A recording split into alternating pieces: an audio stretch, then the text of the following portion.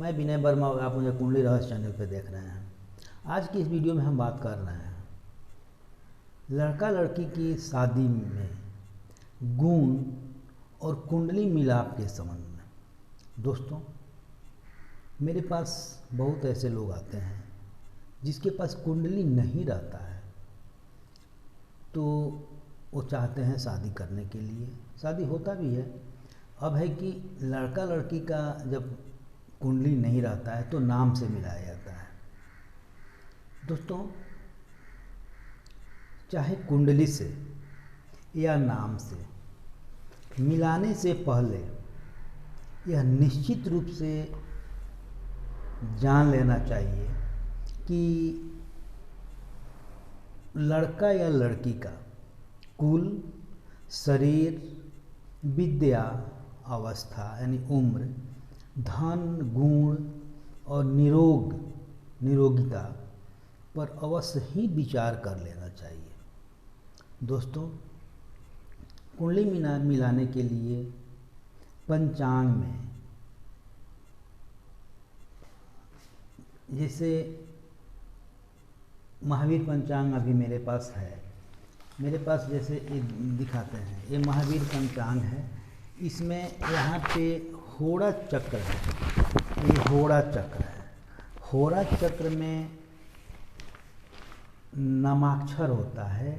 नक्षत्र के अनुसार से जब कुंडली बनाते हैं तो चरण आता है और उसी में नाम का अक्षर रहता है।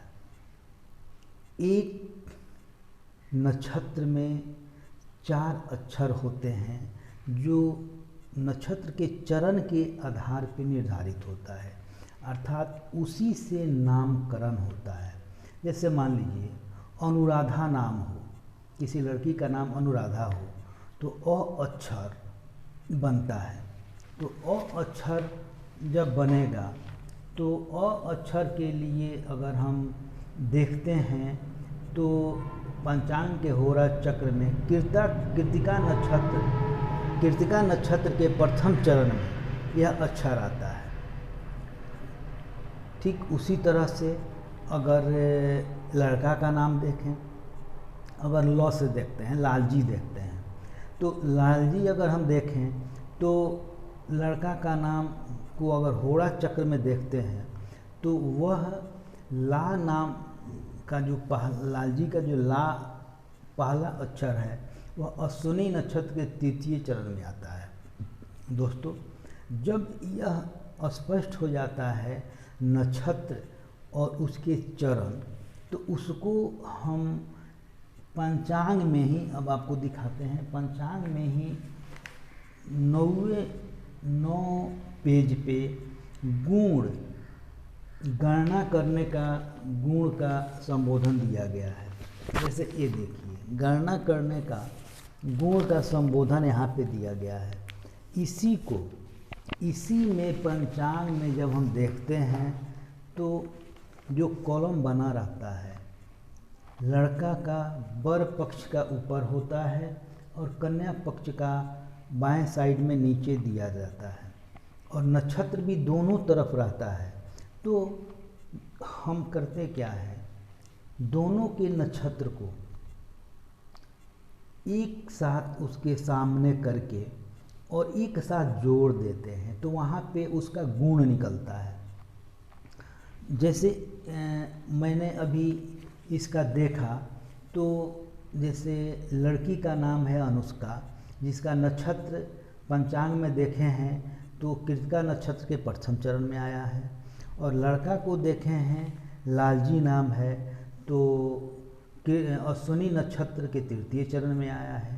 जब दोनों के कॉलम को हम एक साथ टैली किए हैं, मिलाए हैं, तो वहाँ पे आया है 27.5 गुण। दोस्तों, तो यह एक मिलाने का विधि है, उसको मिलाकर गुण को निर्धारित कर लिया गया। 27.5 गुण अच्छा हुआ, जिसे शादी किया जा सकता है, लेकिन सिर्फ इतना ही पे शादी कर लेना बुद्धिमानी नहीं होता है। क्योंकि मैंने बहुत ऐसे कुंडली को देखा है, बहुत ऐसे जातक को देखा है जो 28 गुण, 30 गुण, 32, 33, 36 गुण पे शादी होने के बावजूद भी संबंध टूट जाते हैं, टिकते नहीं हैं। इसमें अष्टकूट मिलान भी करना चाहिए।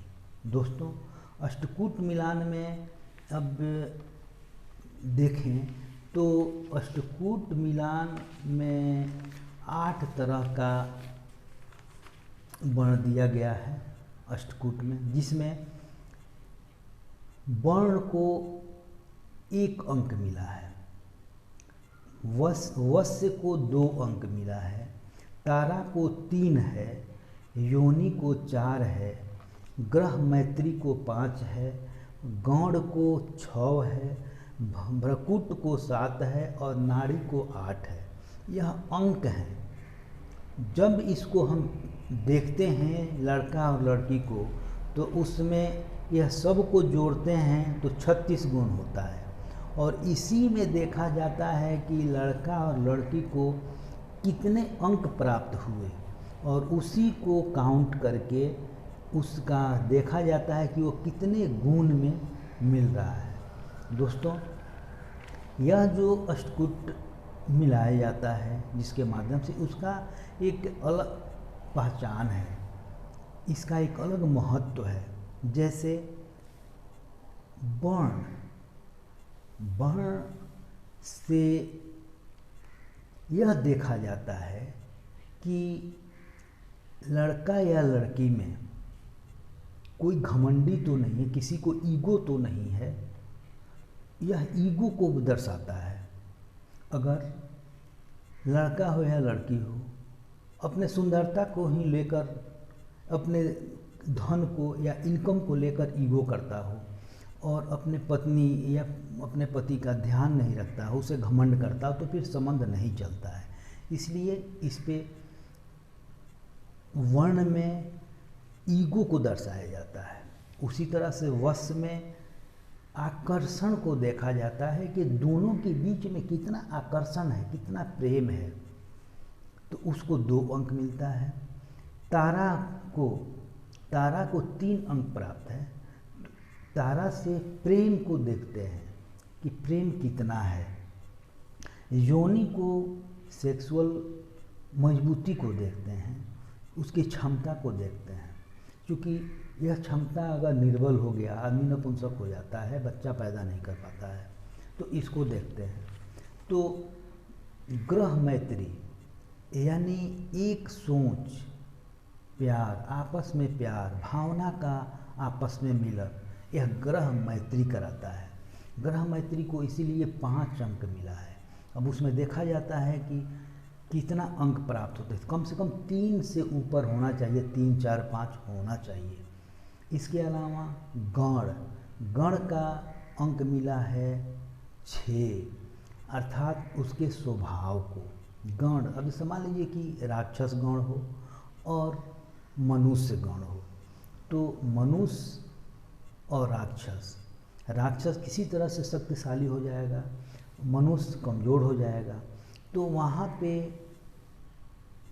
दमन होता है मनुष्य का, घुट घुट के जीता है, चाहे वह लड़का हो या लड़की हो, घुट घुट के जीता है, तो वहाँ पे मृत्यु तक हो जाती है, आदमी आत्महत्या तक कर लेता है। तो इसको भी ध्यान देना चाहिए। एक गण है।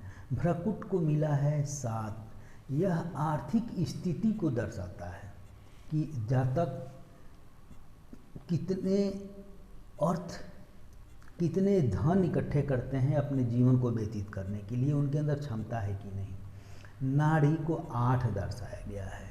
उसमें देखा जाता है कि कितने अंक प्राप्त होते हैं। दोस्तों, नाड़ी से स्वास्थ्य और संतान को मुख्य रूप से देखा जाता है, क्योंकि नाड़ी दोष होता है तो संतान नहीं होता है।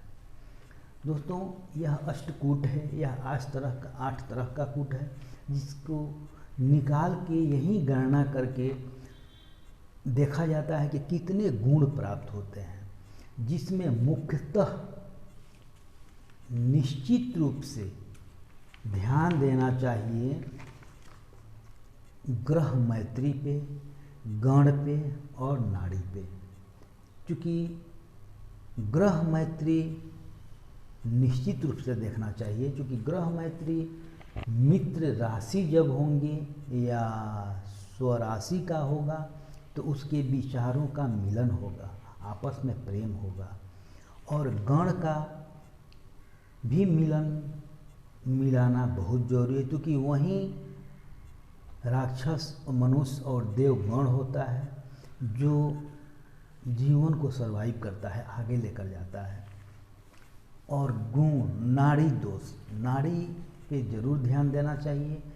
एक तरह के मध्य, अंत और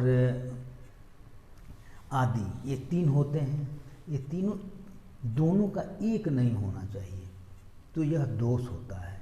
एक हो गया तो दोष हो गया, यहाँ बच्चे पैदा नहीं होते हैं, तो इस पे विचार करना चाहिए। इसके अलावा जब हम गुण का मिलन कर लेते हैं तो ध्यान देना चाहिए कि यह गुण कितना है तो अच्छा है। जैसे 18 से 24 तक अगर गुण मिलता है तो अच्छा है, 25 से 30 तक मिलता है तो उत्तम है, और 31 से 36 तक मिलता है तो अति उत्तम है। इसको इस वर्ग में बांटा गया है दोस्तों। तो यह ध्यान देना चाहिए कि यह गुण तो हम मिला लिए, लेकिन इसके अलावा भी कुंडली का मिलन भी, कुंडली पे भी ध्यान देना जरूरी है, क्योंकि गुण मिलने के बाद भी कुंडली पे बहुत सारी चीज़ विचार करना चाहिए।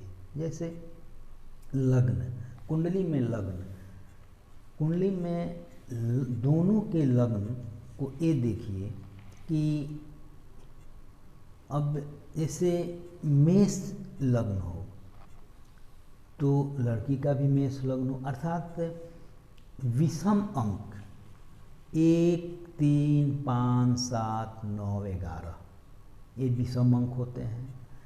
सम अंक 2, 4, 6, 8, 10, 12 यह सम अंक होते हैं। तो लड़का और लड़की का या तो सम अंक में लग्न हो या विषम अंक में लग्न हो, तो वहाँ उसके शरीर, लग्न से शरीर को देखा जाता है, स्वभाव को देखा जाता है, तो वहाँ पे यह मिलन होगा, तो यह देखना जरूरी है। इसके अलावा मित्र राशि को देखा जाता है। जैसे मान लीजिए कि उसका राशि मेष है, जैसे मित्र राशि। अब मित्र राशि कौन कौन से होते हैं, तो एक तरफ मेष, वृश्चिक, कर्क, सिंह, धनु और मीन, यह एक तरफ, ये आपस में मित्र राशि होते हैं। दूसरी तरफ वृषभ, तुला, मिथुन, कन्या, मकर और कुंभ, यह 6 आपस में मित्र होते हैं। तो यह 12 राशियाँ होती हैं और 6 राशियाँ को 2 भाग में करके आपस में मित्र बनाया गया है। ये दोनों आपस में मित्र होते हैं। तो दोस्तों, तो यह देखना चाहिए कि लड़का और लड़की की राशि आपस में मित्र है तो अच्छा है, शत्रु नहीं होना चाहिए, क्योंकि यहाँ विचार का सामंजस्य होता है। सम राशि हो बहुत अच्छा है, उसमें 7 अंक और जुड़ जाते हैं, लेकिन शत्रु नहीं हो, मित्र राशि हो, इस पे बिल्कुल ध्यान देना चाहिए। दूसरा चीज, जब इस चीज़ को हम देख लेते हैं, लग्न विषम और सम को देख लेते हैं, ग्रह मैत्री देख लेते हैं, योनि देख लेते हैं, और इसके बाद हम देखते हैं मांगलिक दोष।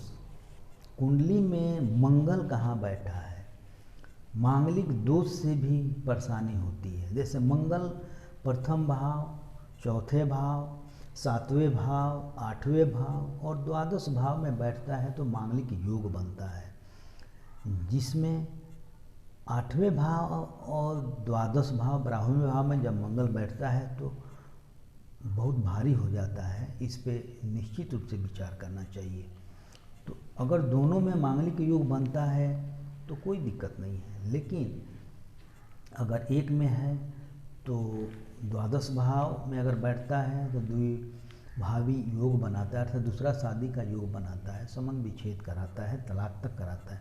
तो इस पे भी विचार करना चाहिए दोस्तों। इसके अलावा सप्तम भाव को भी देखना चाहिए।